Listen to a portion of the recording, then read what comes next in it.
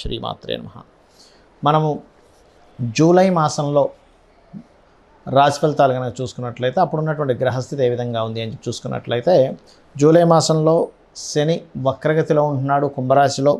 అదేవిధంగా రాహు మీనంలోని, మేషంలో కుజుడున్నాడు. అయితే చంద్రుడు ప్రతి 2.5 రోజులకు ఒకసారి మారిపోతూనే ఉంటాడు. అలాగే మరొక విషయం ఏంటంటే ఇక్కడ ఈ యొక్క కుజుడు 13వ తేదీ గురువును కలుస్తున్నాడు.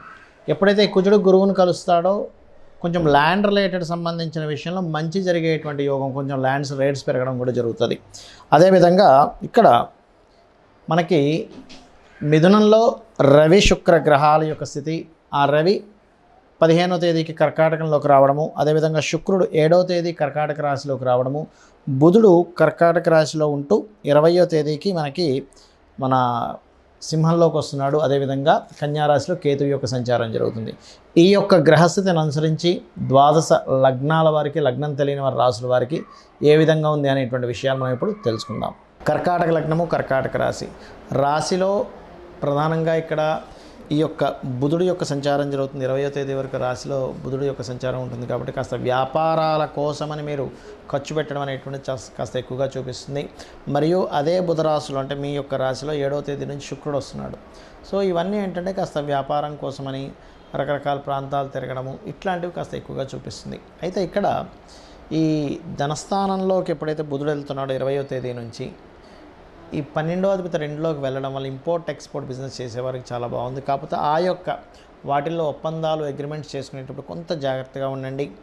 ప్రాపర్టీ వైజ్గా చాలా బాగుంది. కాకపోతే ఈ ప్రాపర్టీస్ తీసుకునేటప్పుడు కొంచెం జలము ఉండేటువంటి ప్రదేశాలా కాదా అనేటువంటి ఒకసారి చెక్ చేసుకోవాలి. ఎందుకంటే ఒక్కొక్కసారి కొంతమంది నేను చూస్తుంటాను, ఏదైనా ప్రాపర్టీ తీసుకున్నప్పుడు అక్కడ వాటర్ సోర్స్ ఎట్లా ఉంది ఏంటని చూసుకోకుండా తీసుకుని అయ్యో ఇక్కడ వాటర్ రావట్లేదని ఇబ్బంది పడుతుంటారు. ఆ యొక్క విషయాలు కాస్త జాగ్రత్తగా ఉండాలి. మరియు అదేవిధంగా గమనించుకున్నట్లయితే ఇక్కడ 11లో 2 గ్రహాలు ఉండడం అనేటువంటిది ఒక రకంగా చెప్పాలంటే సంతాన యోగాన్ని, రాజకీయ యోగాన్ని, రాజకీయంగా బాగా కలిసి రావడం కానివ్వండి. మరియు అదేవిధంగా గమనించుకున్నట్లయితే ఈ పంచమం అనేటువంటిది షేర్ మార్కెట్ని కూడా సూచిస్తుంది. కాబట్టి ఎవరైనా లాంగ్ టర్మ్ షేర్స్లో కనుక ఏదైనా ఇన్వెస్ట్మెంట్ చేయాలనుకునేటువంటి వారికి చాలా బాగుంటుంది. మరియు మీ యొక్క సంతానానికి కూడా మంచి అభివృద్ధినిచ్చేటువంటి యోగము, సంతానం పట్ల కొన్ని మంచి శుభవార్తలు వినేటువంటి యోగంగా మనం చెప్పుకోవచ్చు. అదేవిధంగా పంచమ స్థానాన్ని చూసేటువంటి గ్రహాలు ఎప్పుడు కూడా ఉన్నటువంటి అప్పులను తీర్చేటువంటి యోగాన్ని ఇస్తూ ఉంటాయి. కాబట్టి ఉన్న అప్పులు కొంతవరకు క్లియర్ అవ్వడం అనేటువంటి చాలా స్పష్టంగా చూపిస్తుంది. మరియు ఆ 11వ స్థానంలో ఉండేటువంటి గురువు 7వ స్థానాన్ని ఎప్పుడైతే వీక్షిస్తున్నాడో ఆ వీక్షణ అనేటువంటిది కాస్త వివాహ ప్రయత్నాలకు సూచిస్తుంది. బికాజ్ ఆఫ్ శుక్రుడు మనకి 7వ తేదీ నుంచి రాశిలో సంచరిస్తూ 7వ పైన గురువు యొక్క దృష్టి ఉన్నందుకు యోగకారకుడు అవుతాడు. కాబట్టి ఈ యొక్క రాశి వారికి గురువు 11లో ఉండి ఎప్పుడైతే శుక్రరాశుల్లో ఉండి 7వ స్థానాన్ని చూస్తాడో వివాహ ప్రయత్నాలు సఫలీకృతం అయ్యేలా చేస్తాడు. అయితే వివాహ ప్రయత్నాలు సఫలీకృతం అవ్వడానికి మీరు ప్రధానంగా గురువారం కానీ మంగళవారం కానీ ప్రయత్నం చేసినట్లయితే మరింత తొందరగా మీ యొక్క ప్రయత్నాలు సఫలీకృతం అవుతాయి. కాకపోతే ఇక్కడ కాస్త ఈ 3వ స్థానంలో ఉన్నందుకు కొంత ఇంటర్వ్యూస్కి వెళ్ళినప్పుడు కానీ, ఏదైనా పెళ్లి సంబంధాలు చూడడానికి వెళ్ళినప్పుడు కానీ, ఏదైనా అగ్రిమెంట్స్ రాసుకునేటప్పుడు కానీ కాస్త చూసుకొని చేయవలసినటువంటి సందర్భం ఇక్కడ చూసుకోవాలి. అయితే ఇప్పుడు శని వక్రించాడు. శని వక్రగతి వల్ల కూడా కొన్ని జాగ్రత్తలు తీసుకోవాలి. మీ జాతకం ఉన్నా లేకపోయినా సరే గుర్తుపెట్టుకోండి. ఏమిటది అంటే శని మకర రాశి, కుంభరాశిలో ఉండి మకరం వైపు వక్రించున్నాడు. దీనివల్ల పర్టికులర్గా ఏంటంటే ప్రపంచవ్యాప్తంగా, దేశవ్యాప్తంగా కొంత కెరియర్ రిలేటెడ్ సంబంధించిన విషయంలో కొంత గ్రోత్ ఉంటుంది. అదేవిధంగా కొంత స్ట్రెస్ ఉంటుంది దేశవ్యాప్తంగా, ప్రపంచవ్యాప్తంగా కూడా. అయితే ఇక్కడ ఈ శని వక్రగతి అనేటువంటిది ముఖ్యంగా ఇంకా వేటి మీద చూపిస్తుంది. అందరూ అసలు ఏం చేసుకోవాలి చూసుకున్నట్లయితే ఎప్పుడైనా గుర్తుపెట్టుకోండి, శని భగవానుడు రాశి మారిన, నక్షత్రం మారినప్పుడు కానీ, వక్రగతి చెందినప్పుడు కానీ, పాపగ్రహాల మధ్యన కానీ, శుభగ్రహాల మధ్యన కానీ చేరినప్పుడు మనకి దానిలో ఒక మార్పుని ఇస్తాడు ఖచ్చితంగా. అంటే కర్మకారకుడు, న్యాచురల్ కర్మకారకుడు ఆ యొక్క మార్పుని ఇచ్చినప్పుడు దాని యొక్క ఫలితాల్లో అనేకమైనటువంటి మార్పులు వస్తాయి. ఇది ముఖ్యంగా దేశ రాజకీయాల మీద ప్రభావం చూపిస్తుంది శని వక్రగతి అనేటువంటిది. అదేవిధంగా రెండవది ఏంటంటే జాబ్స్, ఎంప్లాయ్మెంట్స్ వీటి మీద ఒక పాజిటివ్నెస్ని కూడా ఇస్తుంది. అందులో ఎటువంటి సందేహం లేదు. ఆర్థిక వ్యవస్థ సంబంధించిన విషయంలో అనేకమైన మార్పులను ఇస్తుంది. అయితే ఈ శని వక్రగతి పర్సనల్ చార్ట్ మీద ఎఫెక్ట్ పడకుండా ఉండాలి అంటే ముఖ్యంగా మీరు చేసుకోవాల్సినటువంటి ముఖ్యమైనటువంటి అంశం ఏమిటి అంటే శనివారాలు వీలైనంత మటుకు అన్నదానం చేయండి. దీనివల్ల ఏమవుతుందంటే శని వక్రగతి యొక్క ప్రభావం తగ్గి మీకు పాజిటివ్ అనేటువంటి జరుగుతుంది.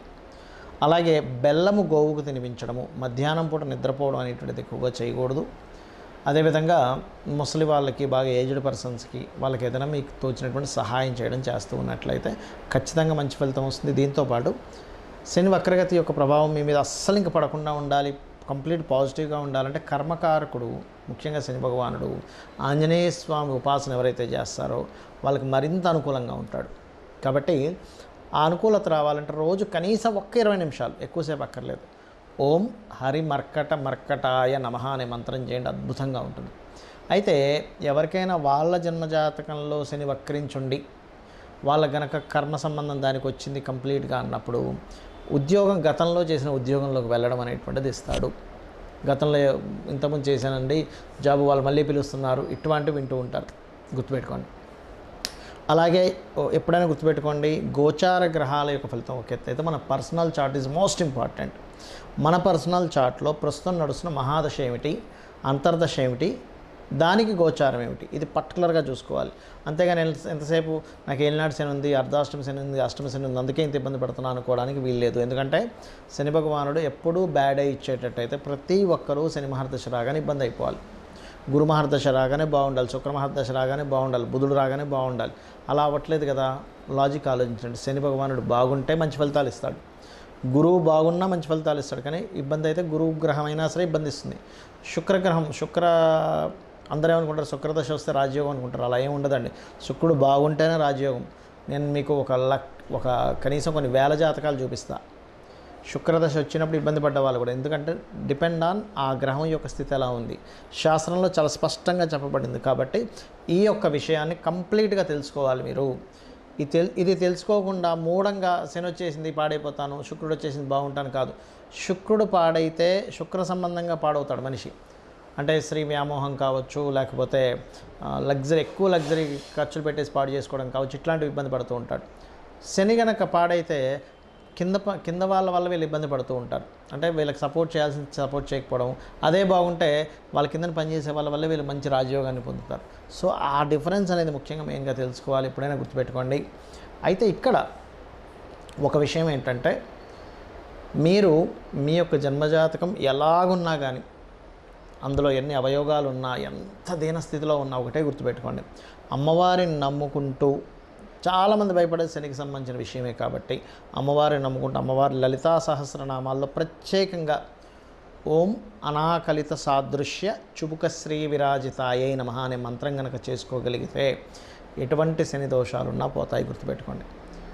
ఇంకొకటి ఏంటంటే, ఇక్కడ మీరు ఎప్పుడూ కూడా బాగున్నటువంటి ప్లాంటరీ పొజిషన్కి సంబంధించిన రత్నమే ధరించాలి ఎప్పుడు కూడా. చాలామంది ఏం చేసే మిస్టేక్ ఏంటంటే, నాకు ఈ దశ బాగాలేదు కదా, అందుకే ఆ రత్నం పెట్టేసుకున్నా అంటారు. అది కూడా చాలా పెద్ద మైనస్ అవుతుంది, ఒకటి.